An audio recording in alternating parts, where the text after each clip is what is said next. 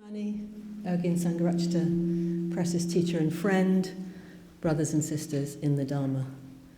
I was trying to find a way that I could top Vishvapani's introduction yesterday when he said brothers and sisters and mum.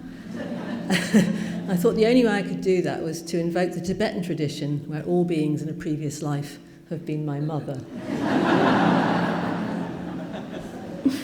So brothers and sisters and mums.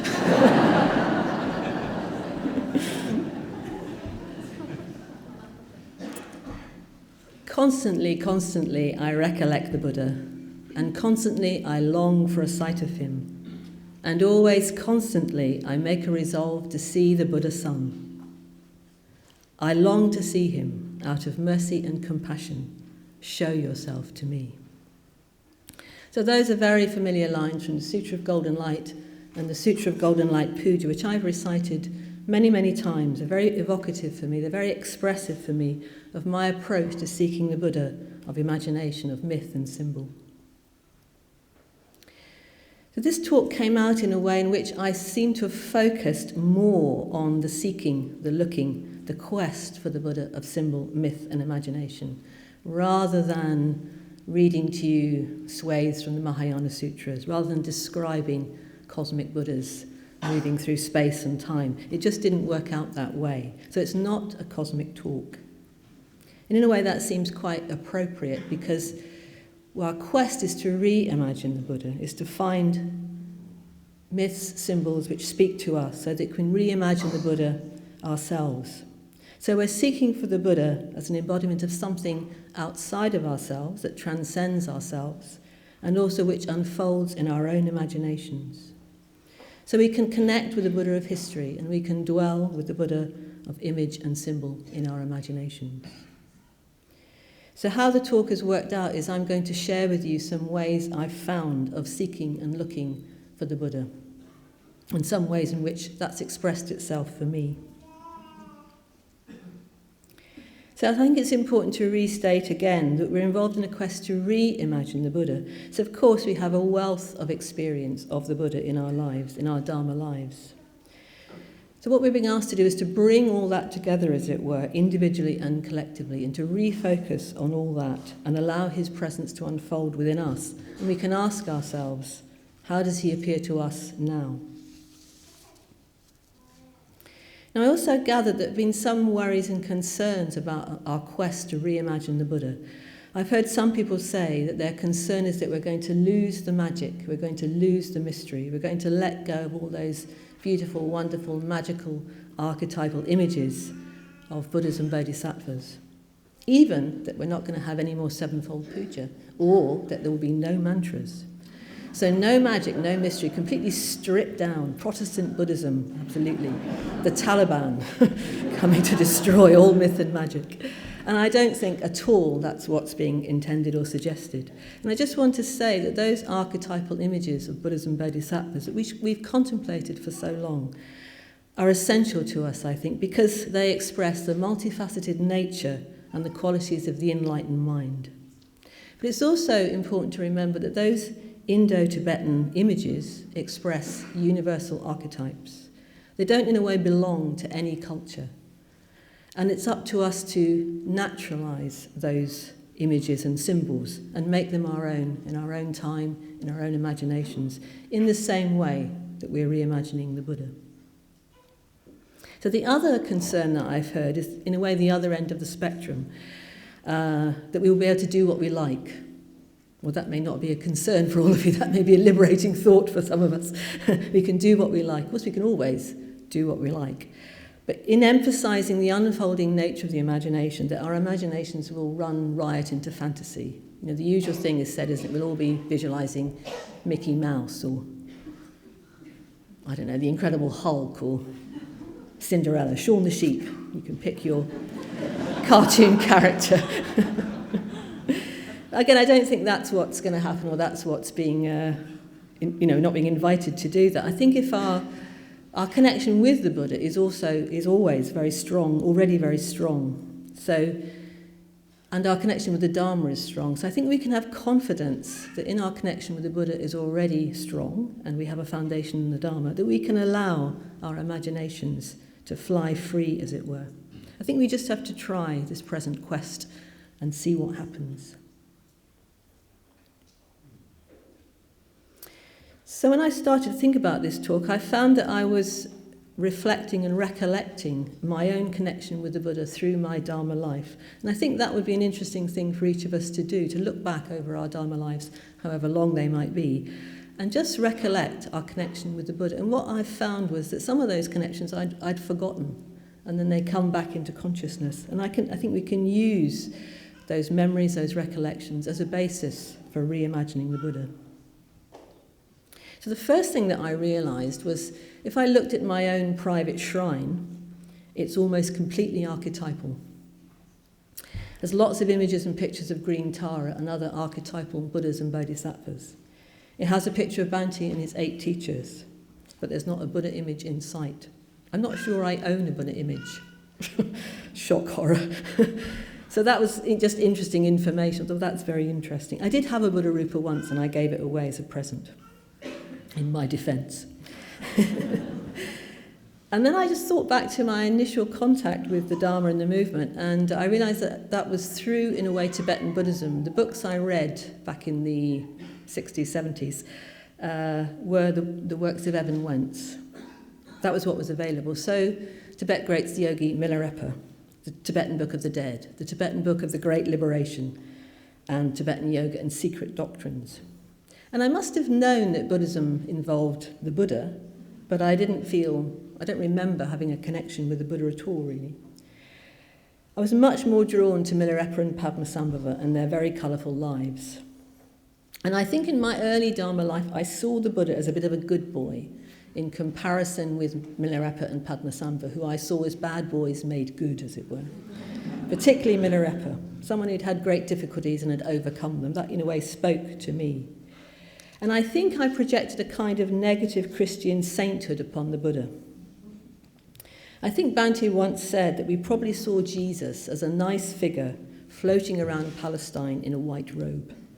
And we really shouldn't see the Buddha in the same way, floating around northern India, a nice saintly figure in an orange robe. But I think that's how I saw the Buddha initially. But not long after I was ordained, I was fortunate enough to study the Udana and the Sutta Nipata with Bhante, those very early texts from the Pali Canon. And he brought the Buddha of history, the Buddha of those texts, alive for me. And I particularly love the Dāniya Sutta from the Sutta Nipata, Dāniya the herdsman. So this is presented as a dramatic ballad, and it involves an existential communication, even confrontation, between Dāniya, the rather self-satisfied farmer, and the Buddha. So the Buddha turns up unexpectedly at dusk, at twilight. So for Dāniya, and I guess for me as an archetype or a symbol, he's the beggar, he's the wanderer, he's the mendicant, he's the stranger, he's the unlooked for, the uninvited guest, the unexpected. And he erupts into Dāniya's safe life. There's a very little actual Dharma teaching that goes on in that ballad, in the sense of the 4 of this or the 5 of that. It's a very existential communication. The Buddha just is, as it were. So from that, I gained a very vivid picture of the Buddha. He became a symbol and an image for me. I guess, yes, expressing the archetype of the stranger erupting into one's safe life.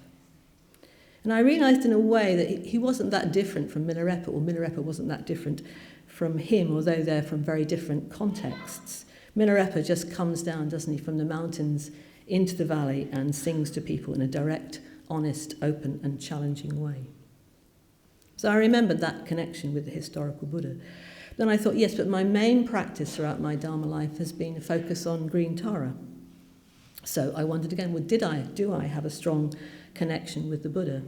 And I'd forgotten, strangely enough, it's not that long ago, but I remembered, of course, I've done the going for refuge and prostration practice of the Buddha Shakyamuni many, many, many times in my time at Triratna Loka. And I remembered, I just had a very clear memory and image of this. I became captivated by the archetypal golden Buddha in the centre of the tree. I think particularly the earth-touching mudra, and I looked at lots and lots of different rupas and pictures of that hand, sometimes so beautifully carved, that very delicate hand that just touches the earth, and the begging bowl, the empty begging bowl, or the begging bowl with the flower. So those symbols had a lot of resonance for me. And I remember kind of falling in love with the Buddha.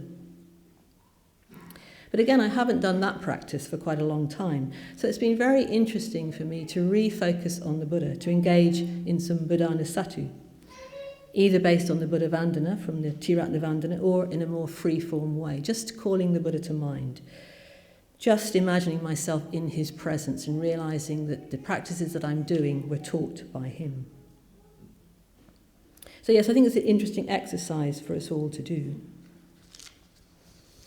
And when I was writing the talk, I came across a quote that says, "Don't tell people how to do things. Tell them what to do and let them surprise you." Don't tell people how to do things. Tell them what to do and let them surprise you. It's a quote by General Patton, the great general in the Second World War. So that sort of spoke to me, although it doesn't quite fit the bill, but I thought I could tell you what to do, reimagine the Buddha, but I don't want to tell you how that's going to work out for you, how the Buddha is going to appear for you. I can't tell you that really. All I can do is tell you ways in which I've approached that quest, that seeking, and some of the experiences that I've had. So in the journey to Il Convento, Bhante says, we are directed by our irrational wisdom to images that move us. We are directed by our irrational wisdom to images that move us. And again, I find that a very fascinating statement.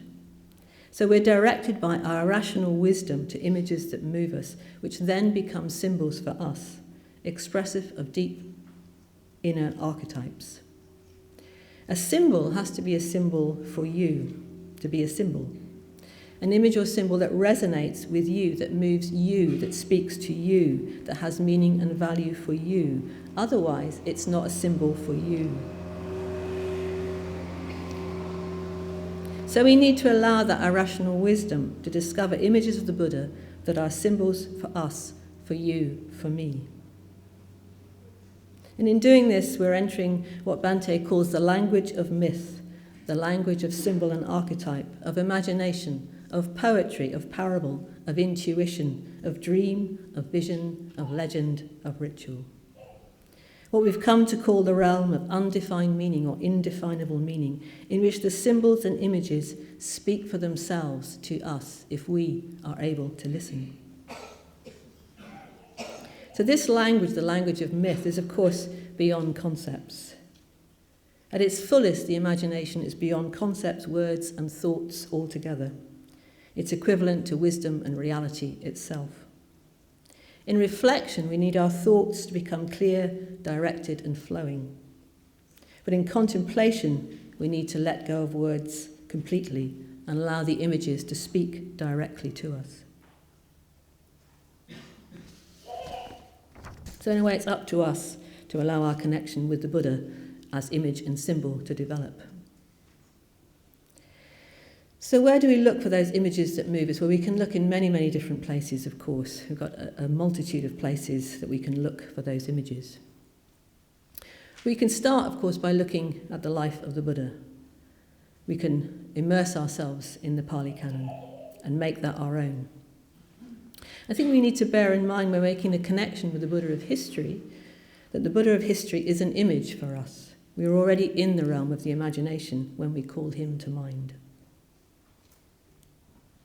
We can familiarise ourselves with the legendary life of the Buddha, stories particularly from texts like the Mahavastu and the Lalita Vistara and the Jataka stories. Again, we know these texts to some extent. We've probably all read The Light of Asia. And we often have readings from those texts on Buddha Day festivals. So we can make this material our own, individually and collectively through readings, dramatic enactments, storytellings, rituals. And I think we have some brilliant storytellers and ritualists in our movement. I'm sure that Buddhafield has many, many imaginative rituals. But I thought that our Buddha Day festival could become more like those wonderful Padmasambhava festivals that we had at the LBC in the 1980s. So I remember that very first Padmasambhava festival with a very, very full shrine room at the LBC.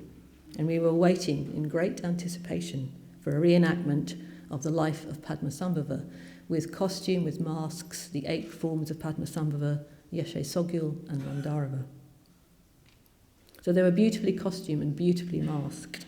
So we were waiting for them to appear. And I remember when they did appear, coming into the shrine room, that it was a spine-tingling moment. They were really present. Those people were alive. Those figures were alive. And we were lifted into another realm. Something of a different dimension was about to happen, something unknown and magical. So it'd be wonderful if our festivals were all like that. So we can look at many, many images of the Buddha, archetypal, historical, look at pictures, look at rupas. We can immerse ourselves in the great Mahayana sutras and let those archetypes appear to us. We can look for qualities of the Buddha, of course, reflecting on the Buddha from the Buddhavandana. And there are different ways of doing this. There are different ways of reflecting on the qualities of the Buddha. So you can do it in a more discursive way. You can take Bhagavan, for example, and you can look up the definition. You can look up all the connotations. You can reflect on it. You can call to mind a teaching or event that might illustrate that. Or we can just bring that quality, Bhagavan, to mind and hold it in our minds. Leave a space and see what arises. So taking up this practice more recently, I found it very, very interesting.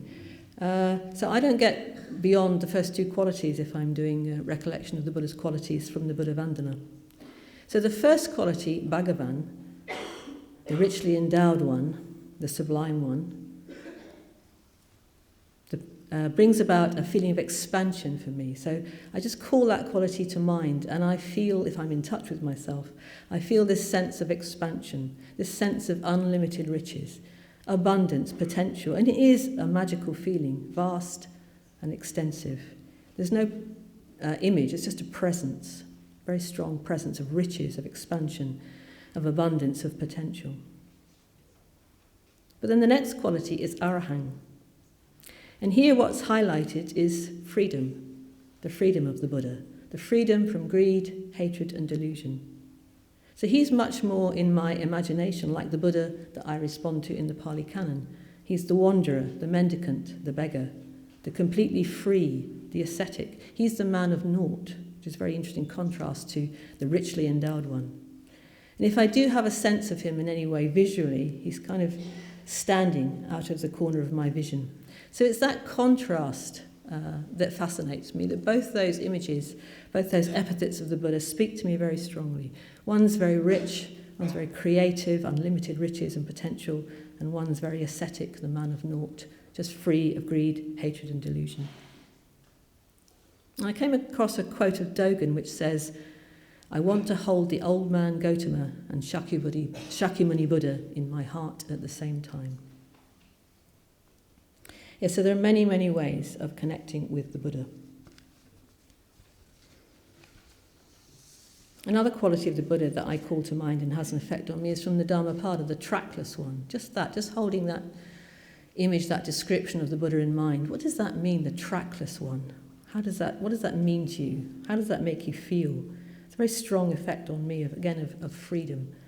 One of the qualities that Vishvapani mentioned was the Buddha's mind as vast as the sky. So it has that kind of flavour. But I really like engaging in a much more unstructured practice in recollecting the Buddha as myth and symbol and image in my own imagination. So when we're doing this, we're just sitting and allowing the Buddha's presence to unfold within our own imaginations. And we need to let that be as non-prescriptive as possible, so that it's a natural unfolding. It's unwilled. It's as free as possible, as open as possible, where we're receptive to another dimension. We're in touch with faith and devotion. We cultivate that quality of Keats' negative capability, when a man is capable of being in uncertainties, mysteries, doubts, without any irritable reaching after fact and reason. So we're happy to live in uncertainties, to be in uncertainty. We don't know what's going to happen. We're happy to sit with mystery, even doubt. Is anything going to happen? Without any irritable reaching after fact and reason. So we're leaving the world of concepts behind. So we're open. We don't know what's going to happen. And that can be very unsettling and very perplexing. And then we're happy, as it were, to wait. So I really like this quality of waiting. So you sit and you're open, and then you wait. And that waiting is part of the practice. It doesn't mean that nothing is happening. We've invited the Buddha to appear, but we are happy to wait.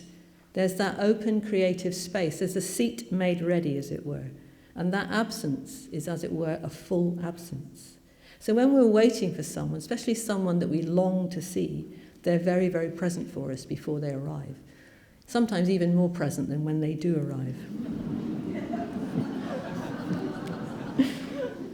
So everything's prepared. And if we're more devotionally inclined, well, we may also, as well as waiting, want to long.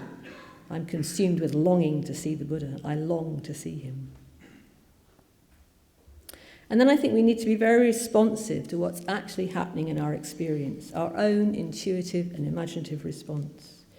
We need to allow what's unfolding to unfold without inhibiting it in any way. And this can so easily happen, can't it? We suddenly think what should be happening. We have an idea of what should be happening. So not being inhibited by literalism or getting it right. And if that arises, well, being able to let that go and come back to what is actually happening.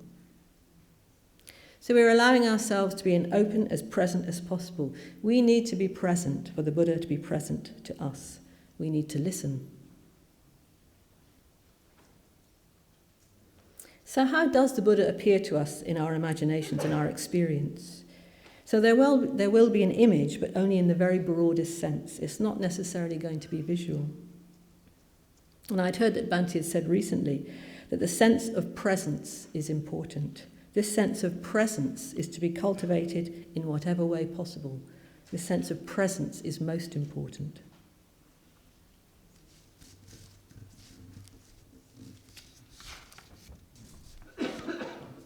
So when I lived at Triratna Loka and was on lots of mythic contracts retreats and leading the prostration practice many, many times, I became aware of how literal I and others could be, especially in visualization practice or allowing the imagination to unfold, and how that rich visualization of the refuge tree could become a kind of dead, alienated, sort of painting by numbers experience that people kind of see up in their brain, as it were.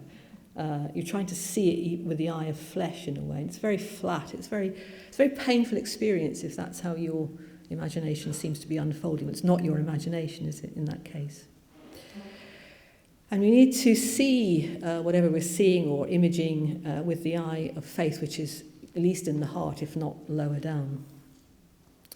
So I developed, on the basis of some body awareness, what I called a blue sky meditation. So allowing people to be longer in that initial blue sky visualization. So a longer space of being in and with the blue sky. So that open dimension of being, for which the blue sky is a metaphor.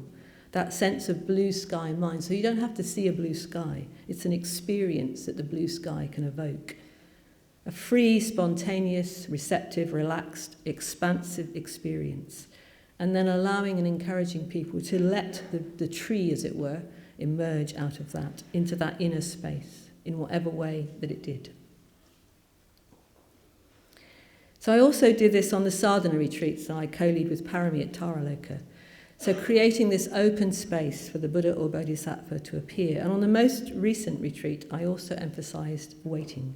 This positive experience of waiting. I find it so helpful to just sit and wait and not think that's, if nothing's happening, that's a bad thing. I'm just waiting, and I'm waiting, and I'm waiting. And this had a very big effect on people's meditation experience. They could see more clearly how often they willed things when they didn't really need to anymore. So last year, when these papers on reimagining the Buddha and Buddhophony were fairly new, we were at a college meeting at which Bhante was present. And many of us asked Bhante, well, how do we get into that imaginal space? How can we dwell in that imaginal realm? How can we enter that realm more easily? And I think he said to almost everybody, you need lots of space and you need to do nothing. When we were all together at a dinner, this is public preceptors, he said it again, you need lots of space and you need to do nothing. Then he looked at us and said, but not for too long. But you, all you out there, can take as much space as you like. So I was interested that Ratnaguna also encouraged us to do nothing as part of his reflecting practice. And I'm going to quote him because I think what he says is very good. We need to feel that we have all the time in the world because deeper understanding happens in its own time. We need to feel that we have all the time in the world because deeper understanding happens in its own time. It's so important to grasp that, isn't it, as it were? How will the Buddha, this is me, how will the Buddha, the deepest understanding and experience par excellence, enter our minds and hearts if we're so busy, if we have no time? We need to have a sense of timelessness. So the Buddha who we're inviting into our hearts is beyond time. So yes, we need that sense of timelessness. And we need to enter the timeless realm where we stop trying to meet deadlines, targets and results. And I think even the target and result of seeing the Buddha. So we need to be spacious, unhurried and timeless. Then we need to be aware of what's happening and allow that experience, however it manifests, to unfold and stabilise so that we can contemplate that experience and be with it as it's happening. So it's a very subtle way of working. The inner vision unfolds and we contemplate it, allow it to unfold further without fixing it in any way. And we allow that experience to communicate something to us, some meaning, some resonance, even some teaching perhaps. And when I was preparing for sadhana retreats that we lead at Taraloka some time ago, I came across someone writing to say that the Tibetan word that we translate as visualization in Tibetan books on visualization is a word, my pronunciation is probably not going to be very good, but a word migpa. So there's a word in Tibetan that sounds like migpa that we often translate as visualization. So again, we're immediately thinking we have to see something. But apparently what it really means is to contemplate, to focus and meditate upon. So not necessarily to see. And again, I was struck that Ratnaguna in his book on reflection talks about the word contemplation, which comes from the Latin. And he says much the same thing. He says this means to look at with continued attention, to gaze upon, to observe.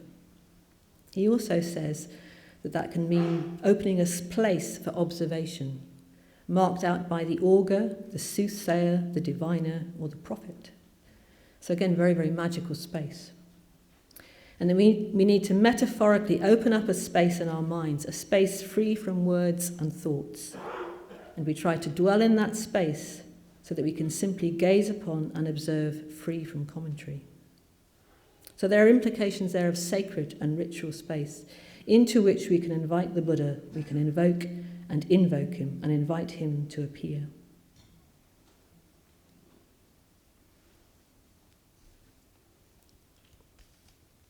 So I'm going to conclude with a recent experience of mine, adopting this kind of approach and then an experience that I had on retreat. So I was on an intensive meditation retreat quite recently, and I was doing lots of mindfulness of breathing and metta-bhavana. I was doing Sati based on the Buddha-Vandana. I was doing the Tara practice.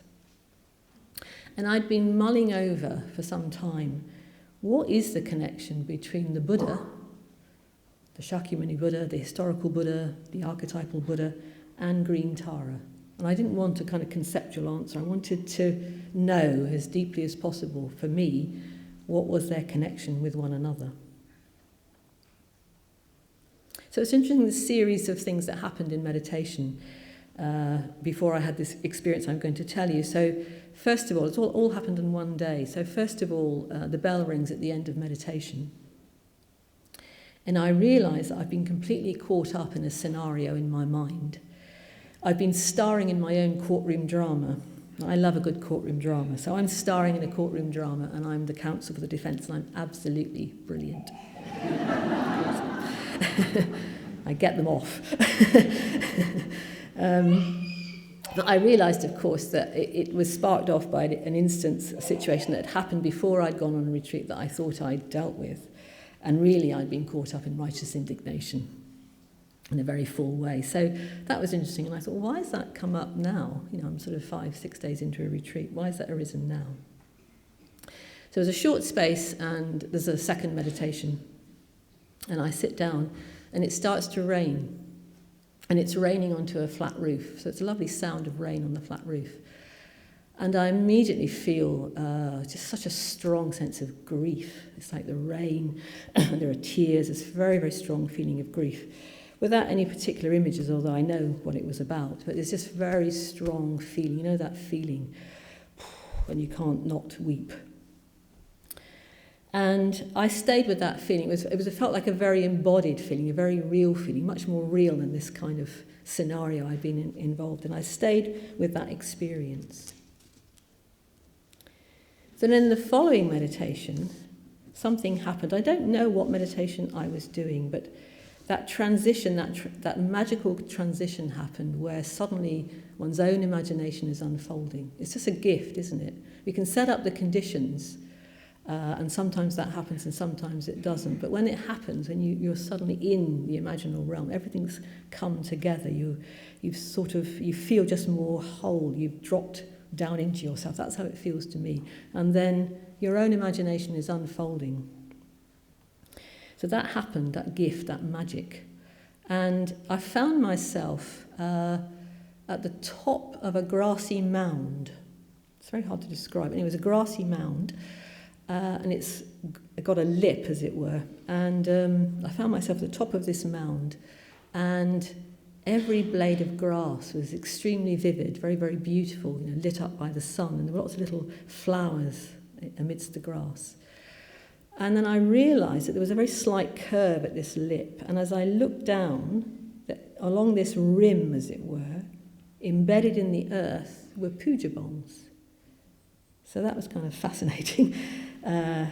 Interesting, already an integrating symbol between the Buddha and Tara, because we make offerings to the Buddha as the honoured guest, and Tara practices often have offering goddesses and offerings. So there were puja bowls embedded in the earth, and they had offerings around them.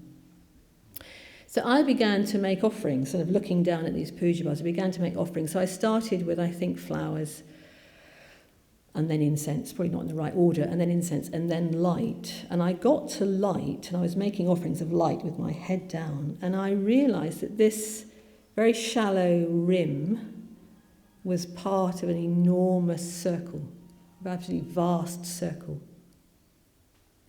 And in that circle was a tremendous presence. So the circle, in a way, was a seat, even though there was no lotus flower, there was no feet of the Buddha, there was no form, although there was something, which was presence, because there wasn't just empty sky.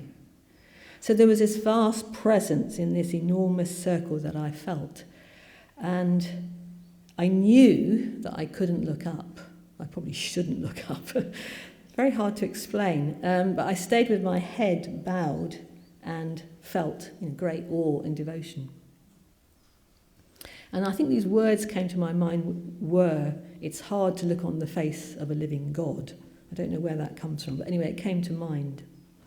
So I had this experience of being with this vast presence, and at the same time I knew that that vast presence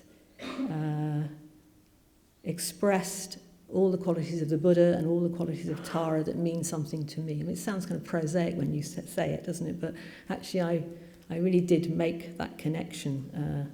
So there I was, not looking up, head down, feeling that enormous presence, feeling that devotion and awe. And then what happens next is fascinating to me, and it will be fascinating to you because it's my peculiar experience. But as I began to come out of that meditation experience, that imaginal experience, I remembered snatches of a book that I loved as a child and as an adult. And that book is The Wind in the Willows, and the chapter is The Piper at the Gates of Dawn. So some of you will know that story very well, and some of you may not. Those of you who don't, The Wind in the Willows, the characters in it are animals. So there's Rat, who lives in the riverbank, in a hole in the riverbank, Ratty. And there's Mole, obviously lives in the ground, and he's Rat's great friend. So they decide one night, it's dark, they decide to get in Rat's boat and scull up the river on an act of great kindness, searching for the lost baby otter. So as they row up the river, up the stream, the full moon begins to rise. And Rat begins to hear music or a song that causes him to be entranced and silent for a long space of time, spellbound. And he says, "Row on, Mole, row, for the music and call must be for us." And as they row, the music becomes clearer and clearer to Rat, and initially Mole can't hear it. And then finally, Mole, breathless and transfixed, stopped rowing as the liquid run of that glad piping broke on him like a wave, caught him up and possessed him utterly. And Mole rows on. Never had they noticed the roses so vivid, the willow herb so riotous, the meadow so sweet and odorous. So eventually they come to a small island, fringed with willow, silver birch and alder in that magical time just before dawn. So they moor their boat and they make their way through the undergrowth, and Rat says, "This is the place of my song dream, the place the music played to me." And this is the bit I think that I remembered snatches of at the end of that meditation, because I looked it up later, obviously. Then suddenly Mole felt a great awe fall upon him that turned his muscles to water, bowed his head and rooted his feet to the ground. It was no panic terror. Indeed, he was wonderfully at peace and happy. But it was an awe that smote and held him, and without seeing, he knew it could only mean that some august presence was very, very near. There was utter silence as the light grew and grew. So Mole does look up, and he sees the great god Pan piping in the dawn with the baby otter nestling at his feet, his cloven feet, presumably. So the two animals bowed their heads and did worship, and sudden and magnificent, the sun's broad golden rim showed itself over the horizon, facing them, dazzling them. And when they were able to look once more, the vision had vanished, and the air was full of the carol of birds that hailed the dawn. So you may be thinking, well, Dhammadinna was supposed to tell us all about archetypal Buddhas and Bodhisattvas, and she's telling us the story of the wind and the willow. She's obviously, quite balmy. But that's what happened. That's what happened. That's what I remembered, the snatches of that. And I had that quite profound experience, and then snatches of this story came to mind. And I think what I remembered was that sense of Mole and Rat being in that august presence, that magic, that mystery, that awe, and then the losing of the vision, as in the waking from a dream. But there's a connection there, isn't it? For me, it's my connection. It's a connection between experiencing the Buddha as that vast presence and with something, from my childhood, something from my own life, something from my own culture, something that I loved as a child. It's not great literature, perhaps, but you have to start somewhere. And I wonder if maybe Rat and Mole were part of a modern Jataka tale. They're after all engaged in an act of kindness as they search for the lost baby otter, and they set out on their adventure, brave and heroic. I'll leave you to decide which was the Buddha and which was Ananda. So I'm going to conclude there. So I haven't told you stories about archetypal Buddhas and Bodhisattvas shooting through space. I hope you're not too disappointed. I've tried to encourage you to allow your own irrational wisdom to alight on stories, legends, qualities, images, and symbols of the Buddha that speak to you and that are symbols for you.